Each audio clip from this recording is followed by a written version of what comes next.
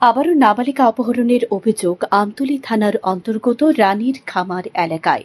অপহৃত নাবালিকা কাকা সংবাদ মাধ্যমের মুখোমুখি হয়ে জানান, বৃহস্পতিবার বিকেল ৩টায় নাবালিকা গৃহশিক্ষকের বাড়িতে যায়। ৫টা নাগাদ পরিবারের লোকজন গৃহশিক্ষিকার বাড়ি থেকে নাবালিকাকে আনতে গিয়ে জানতে পারে নাবালিকা গৃহশিক্ষকের বাড়িতে যাননি। কিছু সময় বাদে নাবালিকার বাবা মোবাইলে একটি অপরিচিত নম্বর থেকে ফোন আসে। ফোনের অপর প্রান্ত থেকে জানানো হয়, নাবালিকাকে অপহরণ করে নিয়ে গেছে রানীর খামার এলাকার সুখেন দাসের ছেলে অলোক দাস ওরফে কাজল। সাথে সাথে নাবালিকার পরিবারের লোকজন আমতলী থানায় ছুটে যায়। পুলিশ কাল বিলম্ব না করে অলোক দাস ওরফে কাজলের বাড়িতে যায়।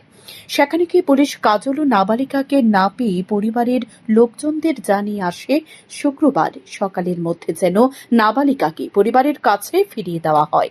কিন্তু শুক্রবার সকালে নাবালিকাকে ফিরিয়ে না দেওয়ায় এদিন নাবালিকার পরিবারের পক্ষ থেকে আমতলী থানায় অলোক দাস ওরফে কাজল দাসের বিরুদ্ধে লিখিত অভিযোগ দায়ের করা হয়। থানায় মামলা দায়ের হওয়ার পর পুলিশ ফের অলোক দাসের বাড়িতে যায় এবং পরিবারের লোকজনদের জানিয়ে দিয়ে আসে শুক্রবার সন্ধ্যার মধ্যে যেন অলোক দাস নাবালিকাকে নিয়ে আমতলী থানায় আত্মসমর্পণ করে। মাছটা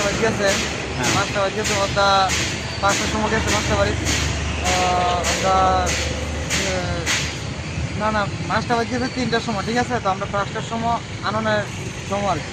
তো আমরা গেছি গিয়েছিলা যে আননের সময় আমরা গেছি বলতে যে মাছটা বাড়িতে নাই, গেছে না বলে মাছটা বাড়িতে। তারপরে কিছুক্ষণ পরে ফোন করছে, একটা মোবাইল নাম্বার দিয়ে ফোন করছে। আমার বাতিল দিয়ে লয়ে গেছে কাজল দাসের, কাজল দাস নামে ছেলেটা লয়ে গেছে। কোন জায়গাতে কাজল দাসের বাড়ি? কাজল দাসের বাড়ি হলো রানী খামারে। আচ্ছা আচ্ছা, সে কি করে?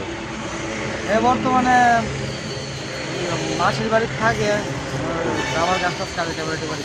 আচ্ছা আচ্ছা আচ্ছা, কাজল দাসের বাবার নাম কি? কাজল দাসের বাবার নাম হলো সুগেন দাস। আচ্ছা, তারপরে তোমরা কি করছো? তারপর আমরা কি করছি, অনেক খুঁজাখুঁজি করে আমতলী থানাতে এলাম রাত্রেবেলা। তারপরে থানা থেকে লুট গেছে, স্টাফ গেছে, রাত্রে 1টা-1:30টার সময় গেছে। তারা গিয়েছে শান্তন টিভি।